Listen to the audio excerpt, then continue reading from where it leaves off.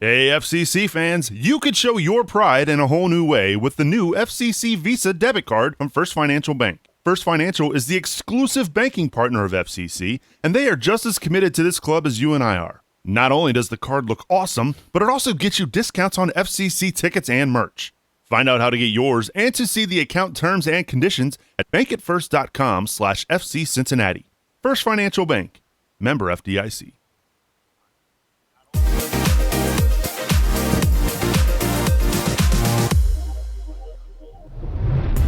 Hey, what's happening, CSTers? Welcome to another Monday edition of the podcast, The Big Show, coming at you live here on Facebook, YouTube, and Twitter.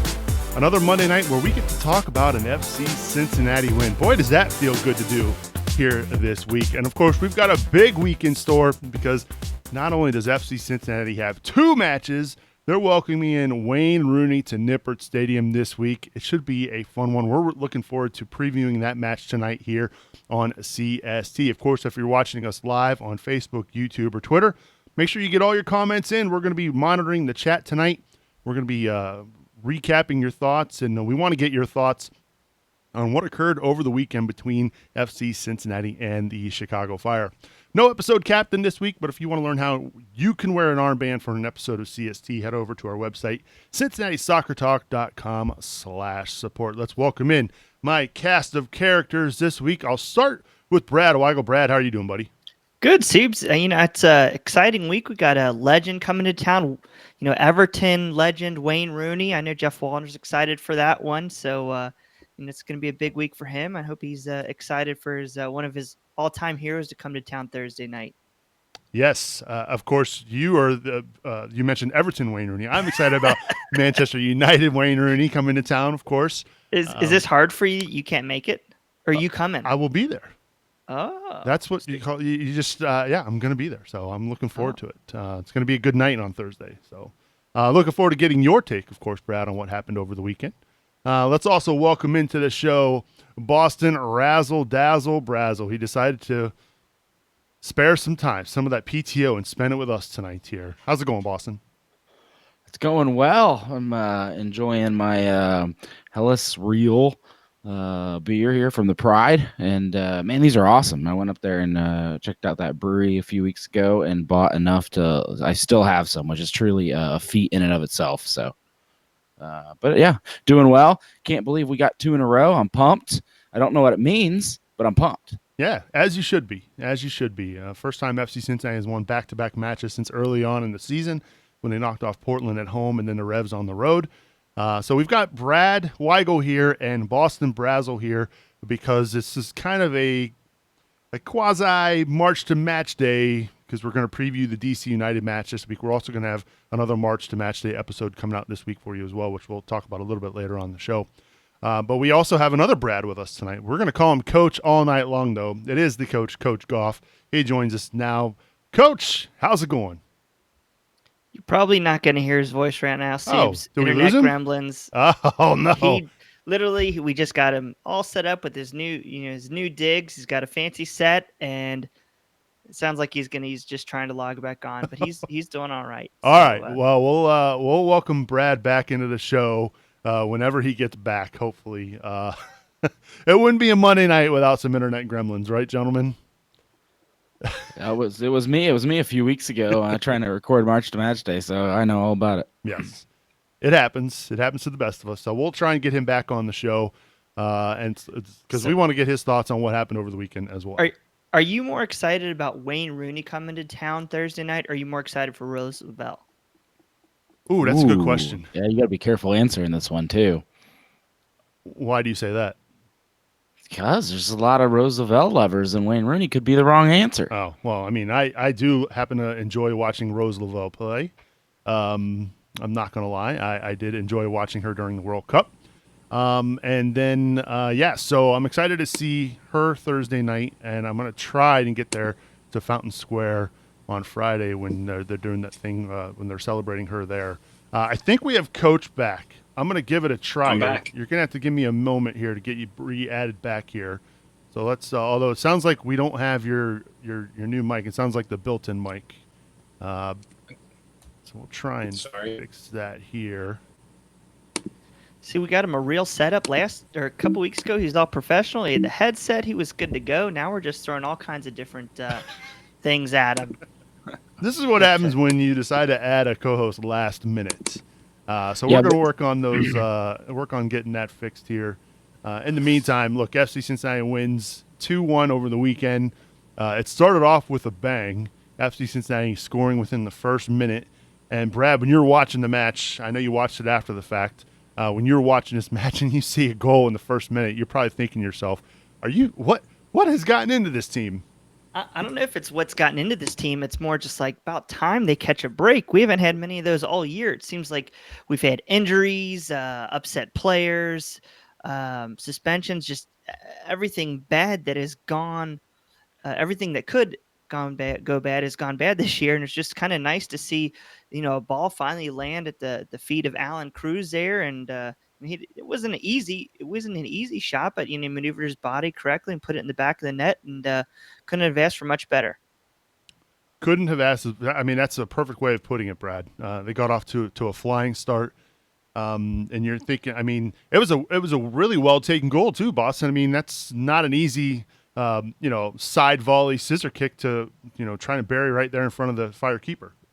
Sure, I'm ticked it didn't happen at home. You know how many times I've sat in the stands and been like, "Oh man, you know what? A goal in the first 5 minutes would just be amazing and make this place erupt." And then of course it always comes like at the end of the game.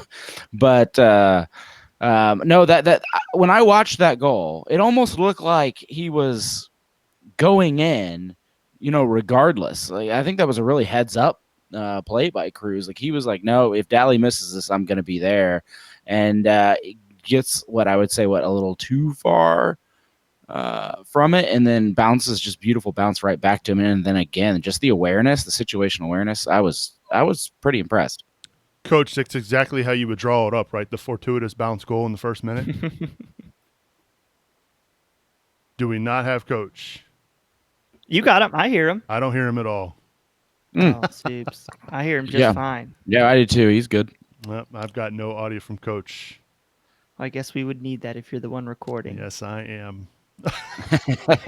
Coach, drop back out, come back in. He went through all that trouble buddy. to set up the set behind him, and up there, yep. So I don't know what's. We'll try and get that fixed.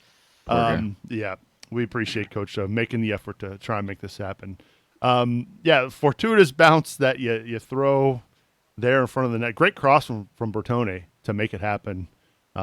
First minute, and wow, okay, you've already pushed Chicago Fire back, and so yeah, I mean the goal in the first minute, things are going really well. Then we have, you have the good and the bad, right? Now, there's been a lot of argument over whether or not this was a penalty. Kendall Waston fouls CJ Sapong.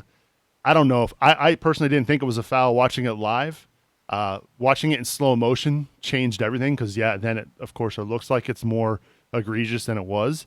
But I don't know. Was that a penalty there? And obviously they went to VAR to review it, Brad. But did you think it was a penalty on Waston? So I kind of look at it two ways to determine that call. Because you got to look at two things for the ref. First of all, was it a foul? And I would say it's a foul all day. So you just got to be. He clearly obstructed the not the DCGs. I'm already skipping ahead. The fire attacker in the box, and then you got to look at where was he in the box. And I do think he was a foot in. It was close. I think VAR got it correct. But I know as you were saying on the Coney phone, ball don't lie. I still think it was probably the right call. I don't think there's much controversy there. It's a foul in the box. So you actually thought it was? See, I thought it was the two of them both going for the ball and kind of more like incidental contact. I mean, I don't think he was. I don't know. I personally thought it was a soft penalty. I could see why it was given, but you're right. The ball don't lie. As the penalty was missed. But Boston, what about you? Did you think that was a penalty? Yeah, I mean, I tend to always be more on the this is a penalty side, just because if you go by the letter of the law, there should be twice as many penalties as there are. And so when the ref actually does call one, my only thing is like, just be consistent. If you're going to call that something light, then you need to be calling them light all night. And so I don't have a problem with it. Initially, it's just, with me, it's all consistency the rest of the game. Yeah. Here's the thing. Can you guys hear me now? We can hear you. Let's see if we can get you added. I think we got you now, Coach. Are you there? Yeah. Can you hear me? All right, we can hear you. There we go. Welcome to CST, buddy. Thank you. So that goal was a total VAR goal, and not just because VAR called it, but the center referee, in my opinion, would never have called that foul had he knew that it was gonna had he known it was going to result in a penalty, because it was a bit soft. By the letter of the law, it was absolutely a foul, but in the flow of the play, he would not want that to become a scoring opportunity. So he calls the foul thinking it's outside the box. VAR tells him it's in, and then he has no choice. So these are the types of fouls that we're seeing. Same with some of the shaky handballs we saw in the Women's World Cup. They're just VAR goals. It's going to be a period of adjustment for the officials, learning when to blow the whistle and when not to, knowing that the VAR might come in and change the spirit of the call that they're trying to go for. The VAR still could have gone back and reviewed that the next time it was out of play. But I guess the VAR's got to determine if it's clear and obvious. I think that's going to be your next thing to get over. But did you definitely think it was in the box, Brad? I'm sorry, Coach. Yeah, I mean, I think that we didn't get to see a great angle in the replay, right? You have to imagine that if the referee chose to view it as a penalty kick when that's not the way he called it initially, you have to imagine that he had a line of sight right down the top of the goal box where he was able to see that it was on or over the line. But I think that VAR never would have reviewed that as a clear and obvious error had the referee not blown his whistle at all. And I don't think the referee would have blown his whistle had he known that it was going to result in a penalty. Yeah. Well, as we mentioned, no harm, no foul there. No pun intended, right? The penalty kick is missed. And FC Cincinnati are up 1-0. And at this point, I'm pretty sure the weather delay occurs right after the missed penalty. And then the two teams are forced to go into the locker room for about an hour. And then both teams come back out onto the pitch. And it was almost like an extended halftime before halftime. And really, it was kind of a feeling out period for that final 12 minutes or so before the actual halftime. I don't think there was really much that really went down during that period of the match, other than Manu Ledesma coming flying in and the great play by the Fire to get that ball. And I don't know if he was intentionally trying to kick it off his hand. I doubt it.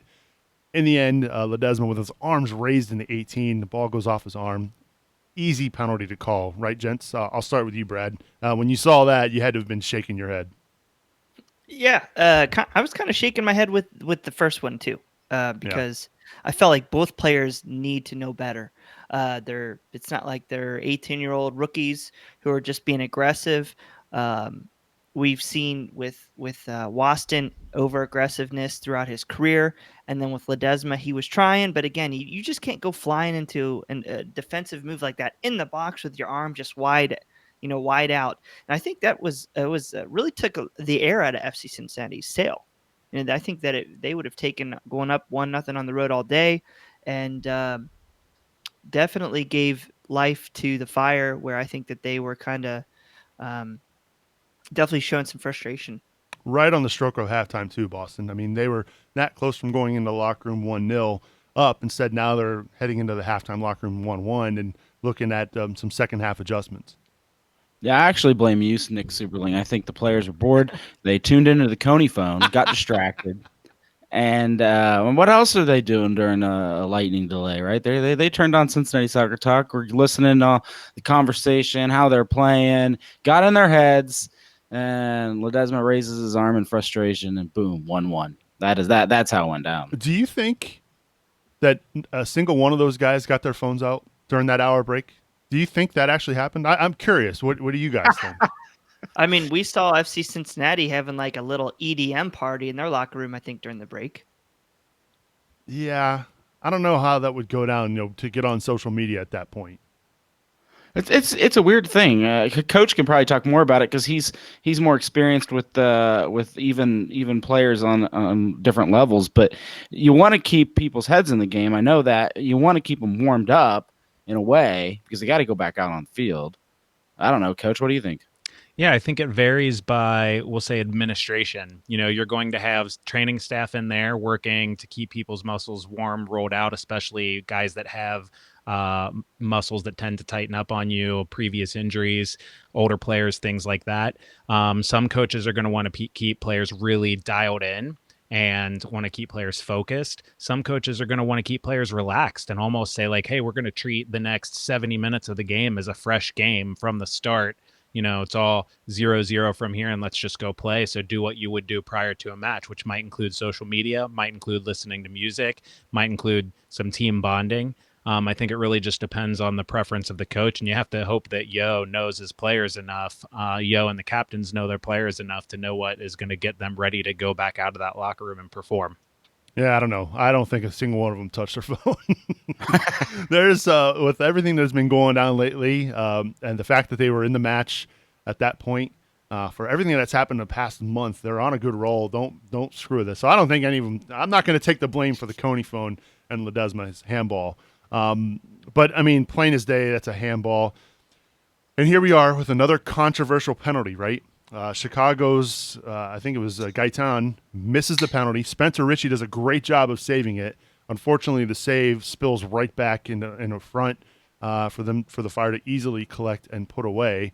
So really, they were 0 for 2 from the penalty spot that night.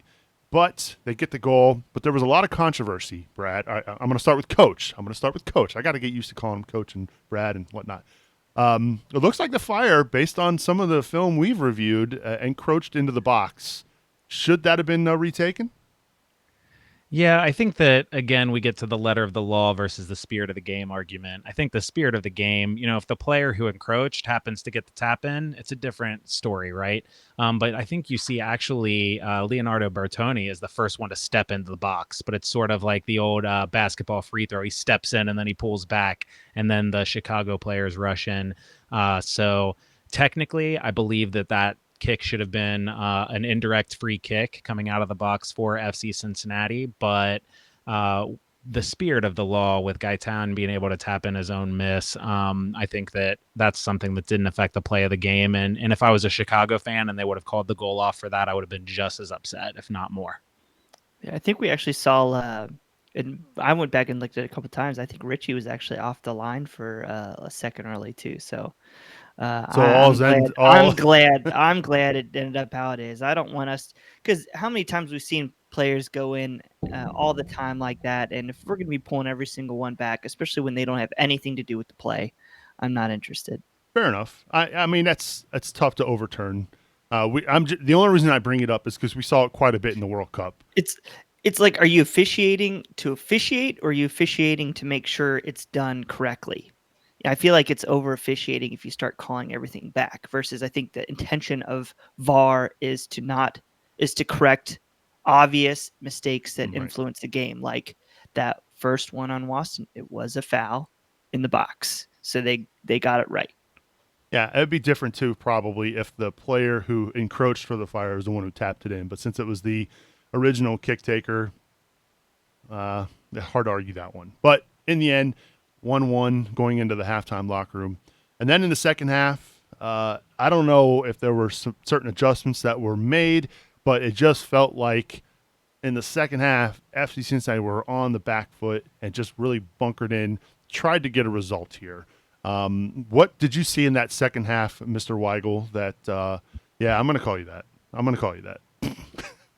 I love the cringe face. That's so great. Nobody else could see it but me and Boston and Coach. But that second half, it was just like the Fire were attack, and just couldn't take their chances. What did you see second half wise that you thought, this isn't going to go well? I think that I hate saying cliches like confidence and time on the ball, but Chicago just had too much possession. They were able to do what they wanted and we weren't aggressive enough to try to disrupt their game plan. We just sat back too much. We too much space, and we just allowed Fire to get too comfortable on the ball. And that's, I think they had 11 shots in the second half, and a lot of that was coming up Alexander Katai's way. We were just giving them way too much room to influence the match and not putting enough pressure, especially on that midfield. So I don't know if it was still some lack of familiarity between defensive responsibilities of Bertoni and Cruz, because he's going forward. So you're weakening. We had a Maya hurt, so we had to move Cruz forward. So we were weakening the 10 position. We were weakening the 8 position because we had to move Bertoni forward. And then I feel Bertoni's better than Stanka, who played at the 6. So I think overall you had some guys out of their correct positions out of necessity, and the Fire just exploited that. And Coach, you did a really good job of breaking that down today over at our website, CincinnatiSoccerTalk.com. What did you see in that second half? Did we lose Coach again? We lost Coach again. I just saw a choice word pop up on Slack. All right. Well, it's okay. Come on back. Boston, what'd you see in that second half? No, I see here your first choices now. Oh, we lost Coach. Hey, Boston, what about you? What do you think? We keep Boston around for the introductions on March to Match Day. No, that's when the game switched, right? That's when Chicago did their best. And I'm with you guys. I think 100% FC Cincinnati was just going for that point on the road. Like, hold on, boys. Let's play this thing. And honestly, what's funny about it is this is kind of how I thought Cincinnati was going to play all season. Just with the Gold Cup and the injuries, they couldn't. But when we heard this is going to be a defensive team, this is going to be a team that sits back and block shots and takes it. This is kind of the match I had in my head, one where a player maybe can get free and score later in the match. But Richie, I thought Richie did a great job. But Chicago, surprisingly though, only got 7 shots on target in this match. It felt like more. They took a lot of shots, 20 something maybe plus, but they only got 7 on frame. So I think they looked scarier than they were. They did take 20 shots to FC Cincinnati's 6. They had 13 corners to FC Cincinnati's 3. And they outpossessed the Orange and Blues 60-40. I'm assuming it was 60-40. The post-match screen that the Fire broadcast had said it was 50-40. I don't know how that works out, but that's not. But you know what I mean? It looked awful, but when you look at the one number that maybe matters the most, shots on target, outside of goals, shots on target, they only had 7. So 7's a lot on target for a match. So not for us. They had more shots on target than we had shots. Right. Yeah, but not for us. Like we've been getting shot on like crazy. So I'm proud of 7. I wouldn't be proud of that. There's a reason why we're the worst defense in the league right now. But that's improvement. 7 is improvement. You're talking. I don't feel Johan would view it as an improvement. I think that you made a good point where you're saying we were trying to be more of a counterattacking team. And yes, we were. But when you're a counterattacking team, you need to shut up shop. And then you counterattack. And it was just like we were giving them so many opportunities, so many different options. Felt just like Richie, he was under pressure a lot. And then think about how many shots went right to him on those shots on target too. The Fire, they just weren't taking their opportunities. You had several close chances. I know, especially in that first half, there were several close chances that went just wide. So I think that I'm glad we won, but I think a lot of this match was still more of Chicago lost that match. Yep. More than we won. I say sometimes, you lose, sometimes you get beat, sometimes you win. Win's obvious. When you get beat, the other team just played better than you, and when you lose, you did it to yourself. And I feel like that's what Chicago did. They won on possession, they won on XG, they won on shots on target, but they didn't put enough balls into the back of the net. Now, I do want to credit the Chicago. They did have a lot of chances. I do want to credit Kendall Waston, even though I was maybe a little harsh in my player ratings. I think I gave him a 6 or 6.5 because that PK. But the Fire did have 31 crosses. which they didn't do anything with them. So I think that if you do have one thing, is that FC Cincinnati's recipe from earlier this year, where just win every header, push the teams wide, win every header. I think that's what we did do well, if anything.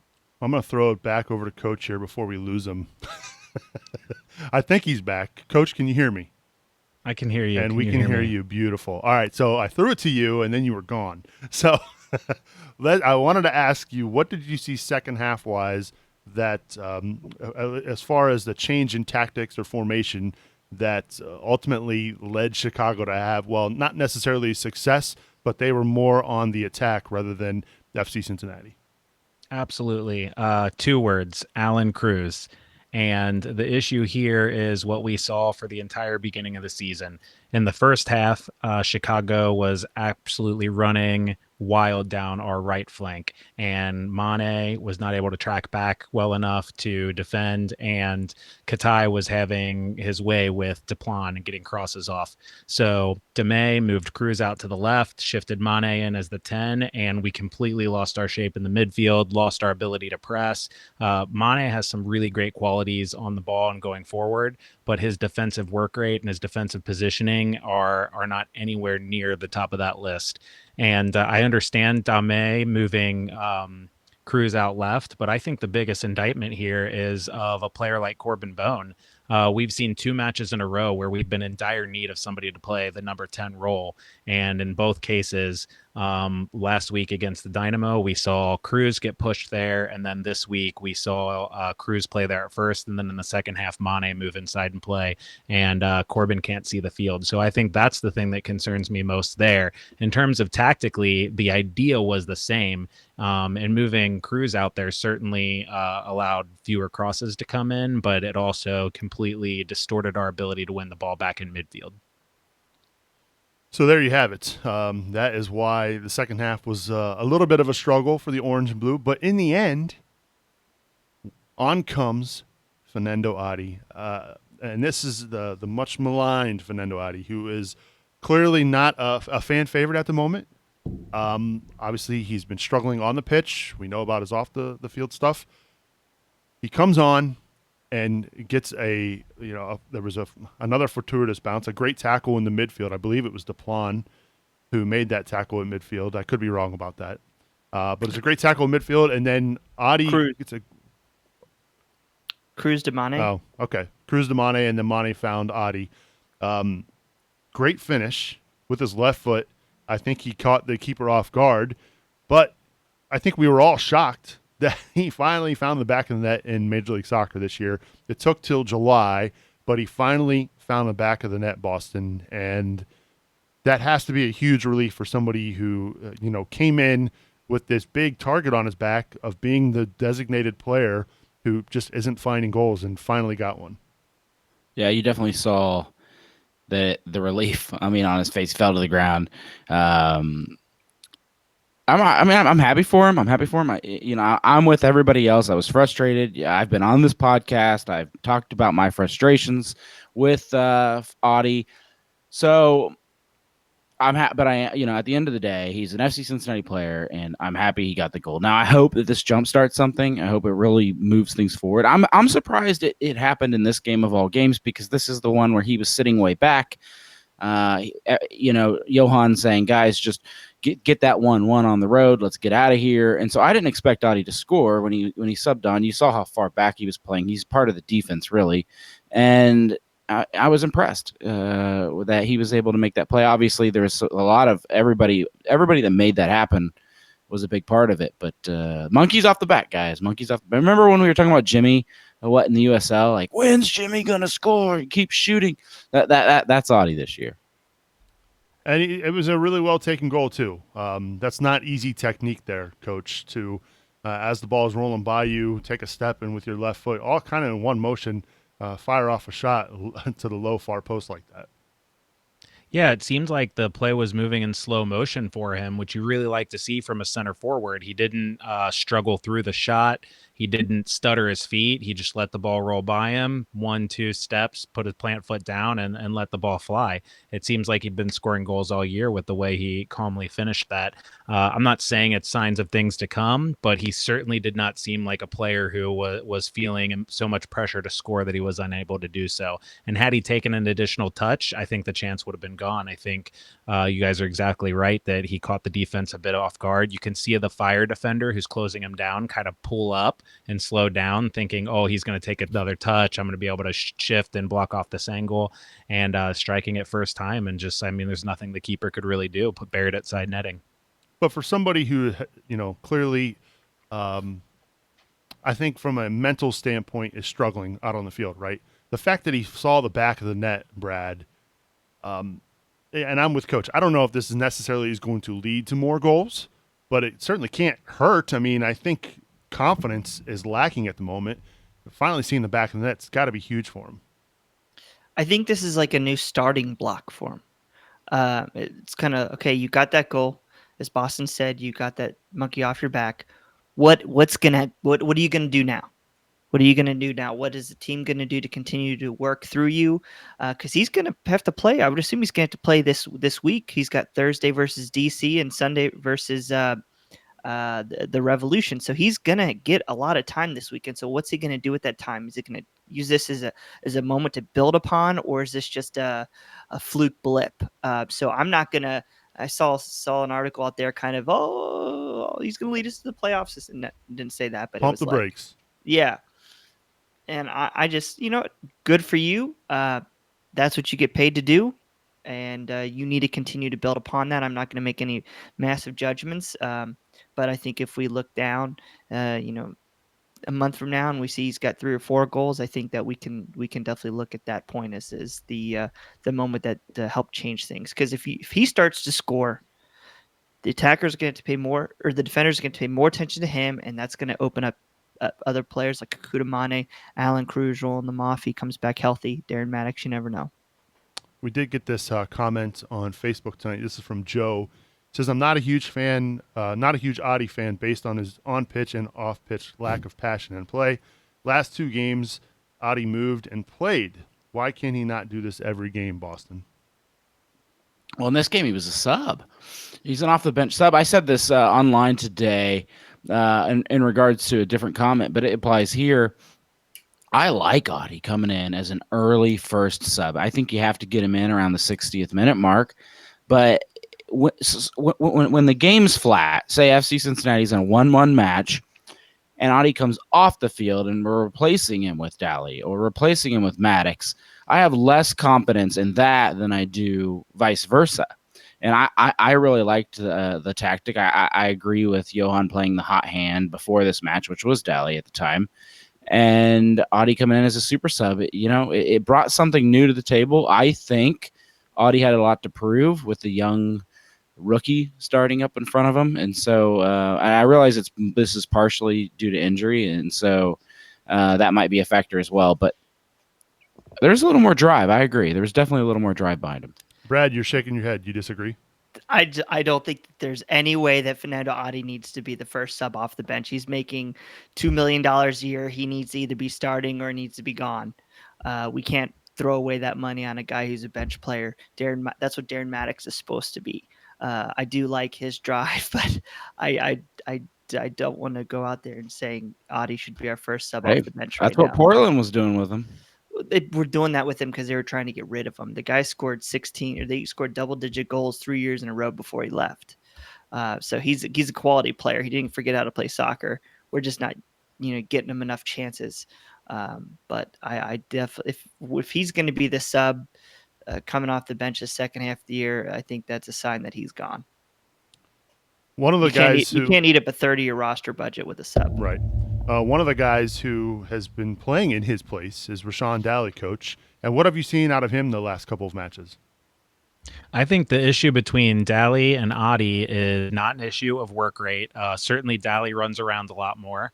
I don't think it's an issue of passion or caring. I think it's an issue of system. Right now, what you're seeing from FC Cincinnati is a lot of Daly making runs into the corner. So you'll see one of the wingers start to pinch in and become almost like a midfielder in possession. And then you'll see that long ball down the flank as Daly makes a little curling run.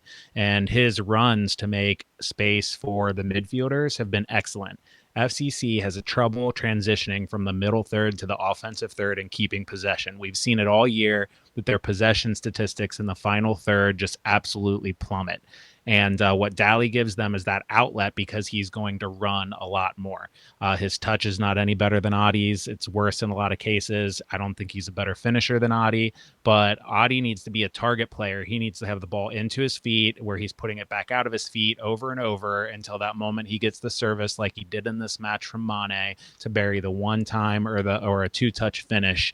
He's not going to be a player that's going to run the channels. That's not how he operates. And as Cincinnati fans, we see him not working off the ball like that in that way, and we perceive it as a lack of work rate. So I think Daly absolutely fits the system better right now. So Boston's right in that.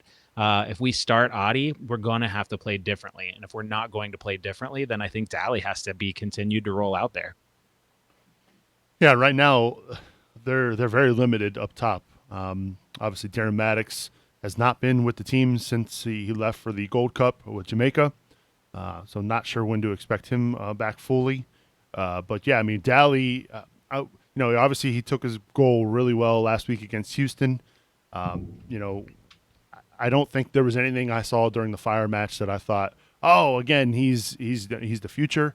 Again, he's doing what he's supposed to do. He's doing his job, right? I mean, he's running the channels and getting involved defensively in the press, which is not something we've seen out of Adi. He's getting back and playing defense as well. So, the youngster's doing what he's supposed to do, and he's reaping the rewards, right? He's getting starts in Major League Soccer. Who would have thought that back all the way back in January when he was drafted into Super Draft? So, in the end, hey, look, FC Cincinnati gets a 2-1 win. They knock off the Fire, who, by the way, FC Cincinnati, I believe, in games that count, the Open Cup and now this game, are 2-0 against the Fire in games that have some meaning. So take that for what it's worth. But we want to hear from you. Let us know what your thoughts were on the match. Get in touch with us. Feedback at CincinnatiSoccerTalk.com. All right, it's that time of the show where we give a big shout out and thanks to our tremendous supporters. We couldn't do this show without you. Our thanks to King's Hammer and Tim Bronsel, Matt Adamczyk, Mama Subs, Brian Malone, Jamie Smed, Jonas Tom, Jack Emery, Mike Bowman, Kathleen Francis, Teresa Everidge, Matt Imholt, Matthew Long, Joe Coling, and Tara Mullins. Thank you so much for supporting us here at CST. We really do appreciate it. To learn more on how you can support the show, head on over to CincinnatiSoccerTalk.com/support. So DC United comes to town, and Manchester United's former player, Wayne Rooney. See what I did there? This is the gentleman who scored from 70 yards out earlier this year for DC United against Orlando. They are coming in one of the best teams in Major League Soccer, right? Got off to a hot start. Currently sits second in the Eastern Conference. So this is the portion of the show where we're going to preview Thursday night's match, which is a whiteout, FC Cincinnati fans. So make sure you wear white to the match. But I think we're all excited for this match. DC United, Wayne Rooney, Lucho Acosta, another star in Major League Soccer coming to town. This should be a fun match on Thursday, Brad. Yeah, it's actually interesting. You just mentioned that last name there, Luciano Acosta. He's been their attacking presence, their creative midfielder, and he's actually right now he's going to be missing the match. He got picked up a red card 2 matches ago. They tacked on an additional game. I know he's appealing, and they hope to have a decision come this before the match, so he may or may not play. But it's a DC United team that you mentioned is second in the standings, but they've only picked up 1 win in the last 9. They're still kind of struggling. They fell behind early to the Revs 2-0. Revs got a red card, and then DC was able to come back. So it's a team in flux with injuries, players out. But it'll definitely be interesting, and game's going to be on at 8:00 under the bright lights on ESPN. So I expect to be a lot of energy out there for all players on both sides. And Boston, this is one of those matches back when the schedule was released that we all had circled. DC United, who, at this point last year, were at the bottom of the Eastern Conference. Wayne Rooney comes to town for them, and they go on a hot stretch. They open their new stadium, and were a dark horse for winning MLS Cup last year with the way they finished the year. This is still, again, this is a big draw in Major League Soccer, and I'm sure a lot of FCC fans are excited to see this game. Yeah, for sure. Whenever you bring a big star, we saw it with what they call it the Zlatan effect. When LA came to town, immediately sold out stadium, right? Even before the game day arrived. I don't think this is the case being on Thursday, but it's still going to be a bigger crowd than your average Thursday. I mean, if we got Subs down for a soccer game, then people are going to show up. But so I do think that there's some excitement there. There's some buzz there, but and this is a game I really feel like FC Cincinnati can take it to the next level, confidence-wise, if they're able to win, stay in it, draw, would even I believe be a good result here versus DC. I mean, could you imagine the papers the next day? FC Cincinnati beats Wayne Rooney. I mean, just be awesome. Yeah, it would be awesome. Another name that we haven't mentioned, and this is another gentleman who was gone for a good portion of this MLS schedule for DC United, it's Paul Arriola. Coach, you and I had quite the lengthy debate during the Gold Cup about his value with the U.S. men's national team, but has carved himself quite the career there in DC. Yeah, Ariola's put his he's a put your head down and work your tail off kind of player, and he's quick and he's decent on the ball. Oftentimes his touch lets him down. He doesn't always have the best end product, but he's the kind of player who scares me against FC Cincinnati because we've seen our lack of pace in the back line, and especially out wide. Our only outside back that has any pace, and Alvis Powell seems to forget how to defend every now and again and goes into tackles and loses out on so many. And we saw what Katai was able to do against Deplan and Mane on the outside. Deme is going to have to cook up something to stop Arriola. And of course, that's not even taking into account Acosta if he were to play, and Wayne Rooney. Let's hope that maybe we are able to shut down the service to Arriola and not have to deal with him running at our back line all night. And shutting down that service is really going to, I mean, Wayne Rooney, we know he's a 9, but he also acts a lot like a 10 sometimes, Brad. I mean, he has the ability to spray passes anywhere on the field. Yeah, we saw how open FC Cincinnati was this past week. The Fire had a lot of chances, and if we can't contain him, we can't control the passing lanes. I think that you're going to still see a back line that is porous, and it's going to be important that Spencer Ritchie brings his A game again. And of course, we'd be remiss if we didn't mention Bill Hamid, who is a quality goalkeeper himself. He's got 8 clean sheets on the year, Coach. And this is also a goalkeeper that has had his name mentioned in the past as far as the U.S. men's national team camp as well. I mean, he's one of the top U.S. goalkeepers in the goalkeeper pool. Yeah, and he commands the back line well. You always look for that in a goalkeeper. You'll see him throughout the match moving his defensive pieces where he wants, and he's got the confidence to come out and claim balls off crosses. I don't think it's going to take something extraordinarily special to beat him, but I don't think we'll see the kind of gaff that we saw when we were able to beat the Dynamo. So Wayne Rooney and DC United coming to town this week, Thursday. Should we do predictions, gents? I know it's not your normal March to match day where we give a prediction, but should we give our Growler Cup prediction for DC United? I'll start with you, Boston. Give me your score line. All right, I'm going positive. So we've already recorded, for those of you listening, the Revolution one, which comes next. So it's a little bit tricky trying to do 2 in a weekend and figure out where they are without knowing the first result for the second one. But I'm going positive. On this one, I am going to say it is a 2-1 FC Cincinnati win. The streak goes to 3. Everyone loses their mind. The pundits fall out of their chair. MLSsoccer.com writers don't know what to do. They've already moved us up 1 spot on the power rankings. Can they do 2 spots? They moved us up? They moved us up. We are now 23. Who are we ahead of? Columbus Crew. Oh, jeez. Yeah, they're having a rough go of it too. So, soccer in Ohio doing really no bueno. Well. Yeah. How about you, Boston? How about you, Brad? I am going to continue to pick losses because I am the worst person when it comes to superstition.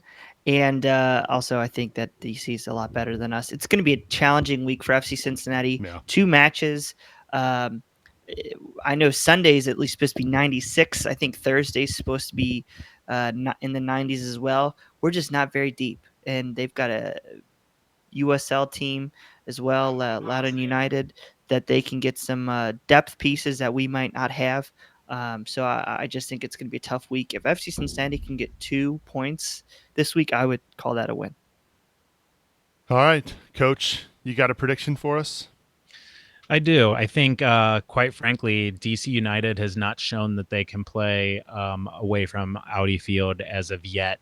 And this will be a good opportunity for them to do so. But I think the heat and the turf is going to give them some trouble. Our boys in orange and blue have not got a shutout win since March 24th, but I'm going to put it on the board. 1-0 to the good guys. Whoa. Ooh. Going clean sheet, just like his clean shaven head there. Somebody's had to give their first prediction on public. No, that's not true. He was on March and Match Day a few weeks ago. Okay, yeah, you're right. You're right. My bad, Brad. Wow. So you're going, I got to top that. I went 1-1 against the Fire, and I was actually sitting pretty until Adi scored that beautiful goal there. But I just have a hard time seeing us beating DC United. I know it's going to be hot. I know it's going to be on the hot turf. So I'll go 2-0 loss to DC United. I think Wayne Rooney gets a brace. That's my prediction. But we want to hear from you, though. Get in touch with us, feedback at CincinnatiSoccerTalk.com. And, of course, we will have March to Match Day coming up actually Tuesday. So if you're listening to this after the fact in podcast format, we will have March to Match Day probably out by the time you download and listen to this show. So, make sure you check that out. We are going to be joined by a good friend of the show, Ray Sullivan from 6 Dates 1 Pod. We chatted with him earlier this year when these two teams matched up all the way back in March. So that should be a fun one as well. Well, we did get some other club news late last week, that Kendall Waston has been signed to a contract extension for the foreseeable future. We don't know the length of the extension. We don't know much about it other than he signed an extension, gents. Obviously, he's the club's first captain and has played pretty well in his first year here in Cincinnati. While he was out, the team conceded 17 goals in the 4 league matches that FC Cincinnati played in. So, obviously, this is probably one of those cases where, man, we really missed Kendall during those 4-week stretch, but they signed him to an extension. So when you saw that news, Brad, what did you think? Anytime you can get a player of his quality for additional time, especially through a rebuild, a guy that can anchor the back line, provide a lot of support, I think that's a positive. He's so far proven that he's had the right attitude with his time here, so that's good. The only thing that I don't necessarily like is that he'll be gone a lot with Costa Rica. And I think if you're going to spend a lot of money on a player like that, it's such an important position. I do think that's the only risk. That's risk plus his age. But I think overall still net positive, at least get us into the stadium with a quality MLS center back. So Waston extends. What do you make of at least the timing of this, Coach? I think it's a good piece to have, and I think the timing is good. I think that assuming with him as the club captain that he's sort of walking the party line and talking to the players and maybe prospective players about what it's like to be in that locker room. Having that guy there, as long as if we can get a head coaching piece in here, I think it's only going to help with player recruitment. And I think the Ticos are an up-and-coming international side, too. We've seen players like Alan Cruz on our team here, and I think having a guy like that from the CONCACAF region that's really well-respected in all of MLS absolutely can help with more than just on-the-field play, so I like the move. So they've locked down, really, if you think about it, Boston, they've kind of locked down their spine, so to speak. They've got Waston in the fold for another year at least, we think. We don't know how long the extension's for. And then, of course, Vanderwerf coming in from the Netherlands, who we have yet to see feature for FC Cincinnati. We're hoping that it's going to be soon, but 2 solid center backs to move forward for the Orange and Blue. Yeah. Well, I'm center back shy now, with the haggling thing. So I don't know if I want to call him quality yet. I got to see this guy play. But I do think it's a great move signing Waston. He is a proven center back. I think we would even respect him more if he had a little bit more of the pieces around him that he was supposed to, like Garza. A little, I think I think the guy's taking more pressure than he was supposed to. If you catch my drift. So. Happy to lock him down. Would love to see more pieces around him coming into the next season, and I think I do really like the. Yeah, listen, nobody wants to see Kendall Waston defending one-on-one on the outside against a Katai, least of all Kendall Waston. And when you see him getting put on an island like that because our midfield or our outside backs are unable to recover or getting sliced to pieces, I mean, he's obviously not going to look as good when he's chasing down a speedy winger. That's not his game. Yeah, there were a couple times over the weekend against the Fire where I saw him out wide defending, and after the play, looking at Matthew Duplan, probably getting a death stare from Kendall Waston, wondering when you're going to get back and defend, man. That can't be easy. But he's back in the fold. So he has signed an extension. Of course, as soon as we find out for how long, we'll have that story updated over at our website, CincinnatiSoccerTalk.com. And last but not least, before we wrap up today, Tuesday afternoon, I guess it's Tuesday morning, the club is going to unveil the redesign of the West End Stadium. So is there any particular features from that first design that you guys saw that now you're thinking, man, I kind of hope this is involved now? Is there any feature of the stadium, maybe that's a covered stands, safe standing areas? Like what is it that you want to see in this redesign, Brad? As far as the outside goes, I could take it or leave it that colored. I don't know what that wrapping. Yeah, I think the most important thing is to get the seats as close to the field as possible. I think you've seen that with the new Tottenham Stadium. How the fans are still right up on the pitch, gives you kind of that old school feel in a new environment, and it keeps it loud. It's a tough place to play. I think you're going to have the overhangs around the entire stadium, so I think that'll keep the noise in there. But if there's one thing, it's just get the fans as close to the field as possible. How about you, Boston? Oh man, I think what I'm really looking forward to is, go to coach real quick and then come right back to me.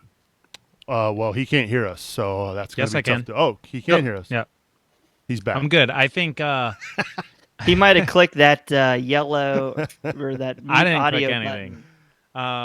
We'll call these the gremlins you guys are always talking about. I've heard so much about. I want to see something impressive. It sounds generic. It sounds, whatever. But you see these shots on nationally televised games of like Audi Field or of the new stand in Portland, and they are just so impressive because they're unique. And I just want to see something, whether it's that glowing wrap.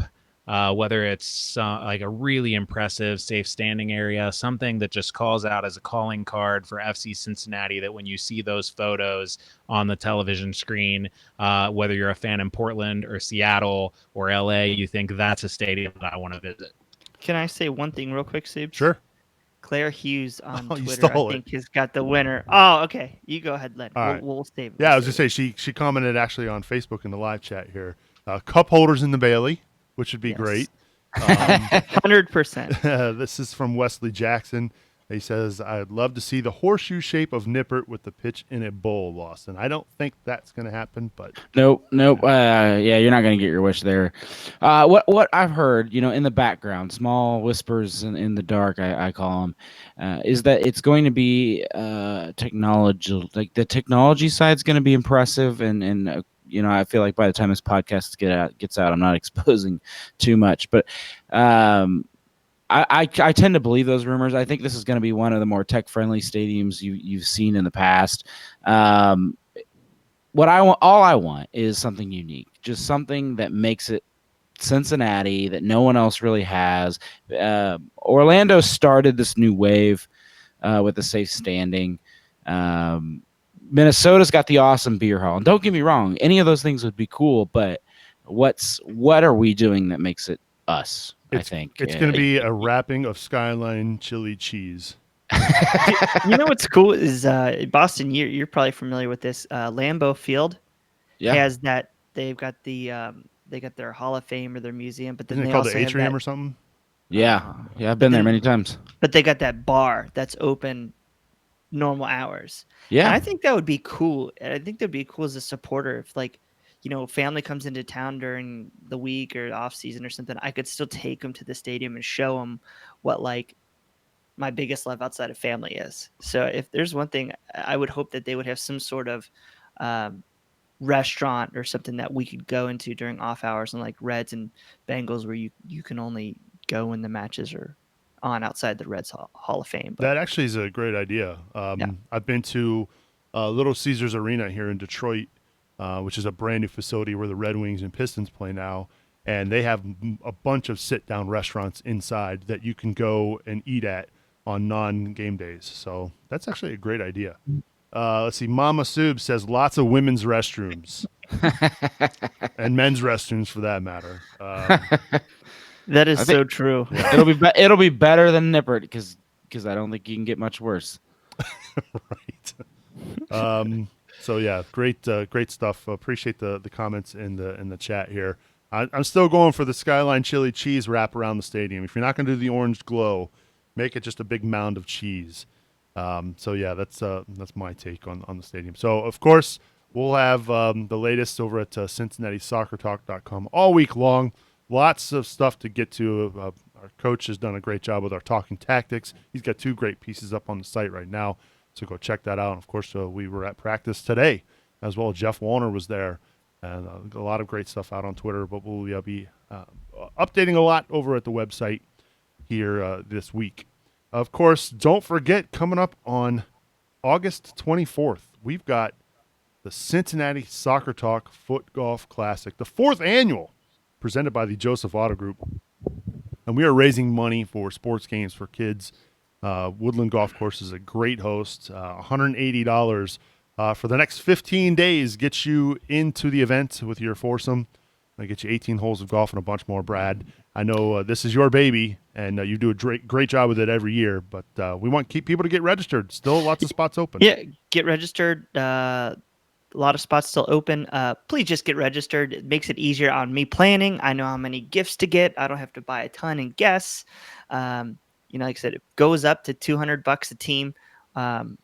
Come August 1st. When you think about it, you get a heck of a deal. You're getting foot golf, you're getting beers, you're getting dinner. And we've done the dinner, we've done it right, snacks, desserts, all that. You're getting a gift prize. We've got closest to the pins. We've got a basket raffle. Also, while I'm looking at that, we're collecting all kinds of basket raffle items because all these proceeds are going to sports games for kids. So if you've got some stuff that you can help out, or you got a business, you're looking to get your name out there, and that you could help us out possibly with a donation, we would greatly appreciate it. I'll come out, I'll pick it up. You'll get your name out there. One of the things is we really like to help all of our friends. And so I think that's what this thing's all about. We like to get together as a community and help get more kids involved in growing the sport in this town. Absolutely. Yep. And I mentioned the $180 amount. Look, if you don't have the foursome and you want to come out and play, we are taking single golfers as well. It's $45 to get you into the event, and we will pair you up with a team. So go get registered. Head on over to CincinnatiSoccerTalk.com/footgolf. I heard if we sell out, Lettuce will take off his mask. Who is this character that you speak of? Yes. He's going to let us know who he is. Oh, okay. Ooh, I see. Yeah, No pressure. Yeah. No pressure. So again, head on over to CincinnatiSoccerTalk.com/footgolf. Get involved. It's going to be a good time. No question about that. All right, we begin to wrap things up here on CST. I'll start with our final thoughts. I'm going to kick it over to Coach. We're going to start you off, Coach. Because I want to make sure you're still there. Because every so often you're so still that I can't tell if you froze on the screen or if you're here. But I see you moving around now. Appreciate you fighting through the gremlins tonight. Really glad you were here. You got any final thoughts this week? I do. I'm very sneaky with my stillness. My final thoughts are this. I think that we have 2 wins in a row We as FCC faithful have known some success over the past years, and we got a bit of ahead of ourselves in the beginning of the year with those wins. Let's not jump off the bandwagon. We just all climb back on if we get another loss or another losing streak. This year is about development. It's about building into next year in order to build into the future with the new stadium. So let's continue to see steady progress. Let's continue to see players like Amaya, Daly, Cruz that we think are the future of this club, Waston, continue to develop and get some chemistry. And one foot in front of the other. Sometimes we'll take a step back, but let's just continue to move forward and support the guys, wins or losses. Good stuff, Brad. I appreciate you being with us this week. All right, before we send it over to Boston. Matt Immold on YouTube says Boston has his phone in his hand. If he has a recent tweet, it's Boston confirmed. He does. So he Matt does is actually paying have attention. a recent tweet because that's what dinged on my phone. He tweeted that he is not going to reveal himself. He already tweeted us at Cincinnati Soccer Talk. No, I won't tell you who I am if you guys sell at the foot golf. Well, the thing is, this is for charity. We've got this handy dandy little thing here that tells us who's all watching. So I think we're gonna have to go through this. Process of elimination. We just start going. I just start DMing all these people and be like, "Hey, I heard this," and if it goes out, yeah, watch out. Final thoughts, Boston. So Birdie told me that FC Cincinnati has not gotten very many registrations on their SeatGeek whatever thing. And if you're like me, you totally blew that email off because who cares? That doesn't happen until next season. Apparently it does matter a lot. Our season ticket renewals are going out next month. And the 64% of season ticket holders that haven't switched over to SeatGeek or at least made an account are going to need to do so, or your account switch process will be painfully bad, or at least not pleasant, or not as easy as last year. So go ahead and do yourself a favor, dodge some bullets now. Click on whatever link they sent in the email. I finally did it myself with much grumbling because I loved the old ticket fees that were very low. Go ahead and click that link, set up your SeatGeek account, because when it comes time next month to renew your season tickets, you will just automatically be loaded in. You won't have to stress, you won't have to worry about it. And last thing you want to do is call the ticket office and spend 10 minutes on the phone trying to figure it out. Yep. Good stuff. I can honestly say that the Superling family is in the 37% that have done it, thanks to Papa Subs. So great mention there, Boston. And, of course, appreciate all your fine efforts here, taking some time out of your lovely PTO to be with us. Well, you know what? I got off the lake in Indiana this weekend just to be here. And last but not least, Brad Weigel. Brad, you got any final thoughts? Sell out foot golf, so let us will take off the mask. Man. That's it. Right. I don't really have anything good. I don't. I wish I did. Busy week coming ahead. A lot of make sure you bring your water, make sure you hydrate. Us gingers, I'm so glad the game's at 8 on Thursday. Oh, dude, I'm already dreading it. My wife's already talking about planning like our hydrations. Like we've got to do like a bottle of water every hour for like the next 3 days, 3 days, so we can go to Thursday night's match. Like these are real problems that I face, Soups. Like you don't believe me. No, I believe you. Like I'm married. Trisha understands this. I wish she was here to back me up. Well, she understands. You got to remember, I have a son who's a redhead. Yeah. So we know. We deal with it. I too used to be a ginger back in my hair wearing days. What? You never had hair? Stop lying. You were born that way.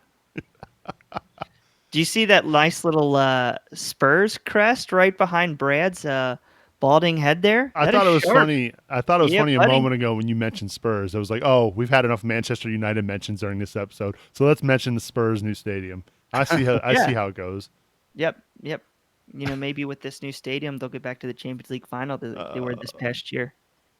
And on that note, you know what they're gonna do in the new Tottenham Hotspur Stadium next year, Soups? I don't know. Play in the Champions League. Well played.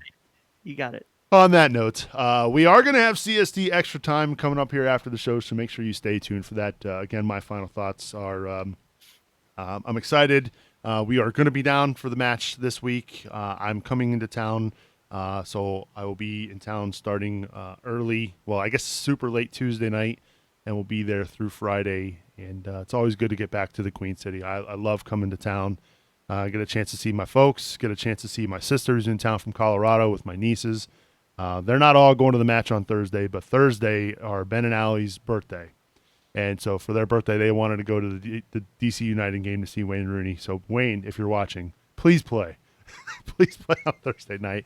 And if not, hey, maybe that's a better chance for FC Cincinnati to get 3 points. So excited about it. Can't wait to get down to the match. So if you see me, stop me, say hello. Let me know what you think of the show. If you hate the show, feel free to stop me and tell me. If you love the show, we love hearing that too. So can't wait to get down there and see all the friendly orange and blue fans there at Nippert Stadium.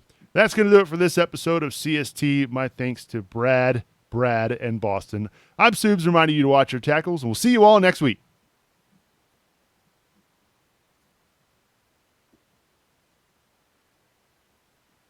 Hey, we're back for CST Extra Time. This is the part of the show where we like to kick back and relax a little bit and have some fun. We lighten it up a little bit here on CST Extra Time. See, that sound you just heard was Brad Weigel kicking his feet up on the desk, pulling that mic out of the stand. He's ready to rock. You can't even see him. His face is literally behind the graphic, so I'll turn the graphic. Oh, there you go. There you go. I got this fancy little camera that moves. Here, let me get this out of the way.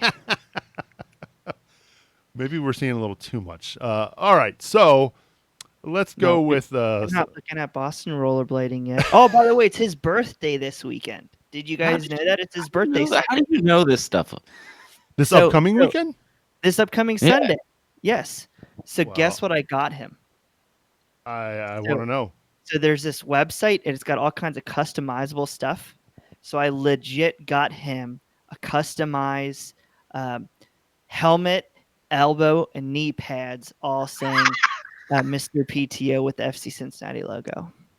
It's got like a Mr. PTO right on the side with like feel like you're streamer looking things on the side. Streamer. It's so cool looking. It is awesome. Man, I'm hoping this is just some kind of funny talk. Because I'm genuinely worried you actually bought me this stuff now. Oh, of course. I've got that Brazzle just throwaway cash. Brazzle throwaway cash. Oh man, that is good. Shall we get to some of these tweets? Let's do it. All right. This first one, I'm glad. For some reason, the tweets are not loading in my tweet deck. I did. But I've got a couple of these in here. We'll start with Garrett Griffith. Oh. It says, fantasy transfer question.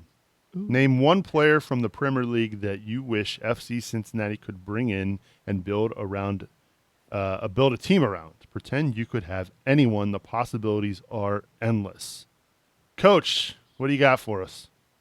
So I'm gonna come with a more serious answer and then a more sentimental answer. All right. I really think that crucial, just a really good number 6 can absolutely just create a rock solid midfield, somebody who can distribute, somebody who works tirelessly to protect the back four. So my real answer would be N'Golo Kante. Yes. I think that's my pick. He's young enough. He hasn't had a lot of injury history. He knows how to win, and the guy just can work. It can slide forward and play more of a number 8 if you need him to. My sentimental answer is going to be Heung-min Son, because I just love watching that dude play. He just always has a smile on his face and loves to cut into the left or to the right, can use both feet. Man, I would love to see him. Plus, good old CL3 can lock down that Korean market and start to get FCC some international appeal. There will be a lot more media at practices each week if that happens. How about you, Brad? Brad, Coach and I, we were talking about this before. I'm kind of torn between two players because Eden Hazard is gone, so you can't build it around him. So if I'm narrowing it down, My heart says Christian Eriksen because he's still young and he just carried Tottenham the last several years. He's an absolute stud, and if he does leave to go to Real Madrid this summer, that will be a massive, massive loss. The other player, and I'm just not sure you build around a center back, but if you do build around somebody who you want to be the anchor of your team for 10 years or more, I think you would go with Virgil van Dijk from Liverpool. That's two solid choices there. Boston, do you even follow the Premier League? Do you even know any of the players to pick? Because I know you're not a big European soccer watcher. Yeah, I'm not. I'm going to go ahead and skip on this one and save everybody the trouble. So I've got a couple here, right? So my first thought was, what does FC Cincinnati need right now, right? They need goals. They need a goal scorer. My first thought was Harry Kane. But then I thought to myself, dude can't stay healthy. He scores a lot of goals. He does score a lot of goals. And he's the kind of forward we need right now, right? But again, I go to the injury. Don't know how healthy he can stay, especially on the turf at Nippert, right? So I've decided to go for Sergio Aguero. That's who I would take as my striker right now. He's getting on that he's getting a little bit older, so maybe looking at that future move after Manchester City, maybe looking to come over to the United States to finish his career. He's a guy who just scores a lot. He scores lots of goals, and he scores them in every which way. He just somehow finds the ball at his feet there in the dangerous spot there in front of the net, and usually finds the back of the net. So I'm going to go for Sergio Aguero. And that pains me to say that, being a United fan. I think Coach and I, we mentioned him as one of the three people we were looking at. I think he was each one of our third, but that age, he's like 31 already. So yeah, I love that choice for two reasons. One, the guy is really tactically adept. He can play as more of a target or running off the shoulder. And two, I saw Sub's soul die a little bit when he said it, going for the light blue of City there. And he It could did. do a little David Villa, what David Villa did for NYCFC, he could do here. And then who's the other guy for City? David Silva. This will be his last year at City. Tiring. He's still young. I think he's 32. He's one of those guys that, man, if I'm CL3, maybe you open up the checkbook for a guy like him. I'd be next to impossible to get him here, but that'd be a clever little player to add.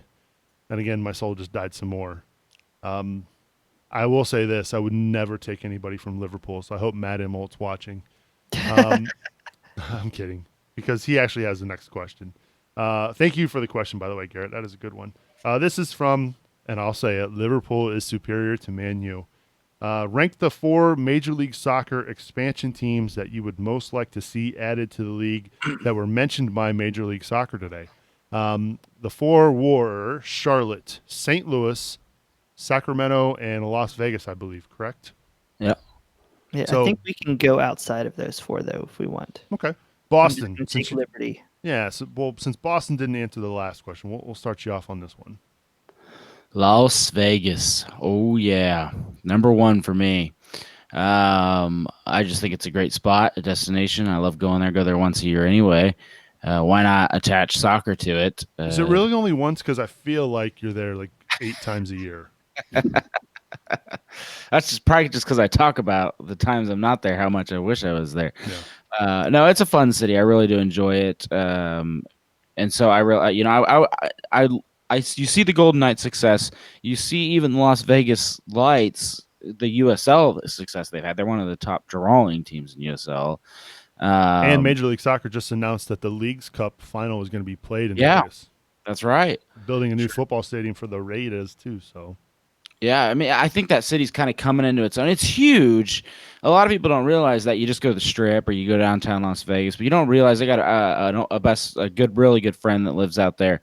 You don't realize how big, I mean, the residential side of Vegas is, and so that's my number 1. I agree with you. By the way, I agree with you, Boston, on Vegas, and here's why. You know how many fans will make that trip? Oh, I mean, there will be a ton of fans. Yeah. All right, so what are your other cities? Rank them. Well, I think I'd put Sacramento last. I've always been a guy that thinks California is already spoiled with the amount of sports teams they have. I know Sacramento They have an NBA team. I just don't feel bad for them, honestly. And You don't feel bad?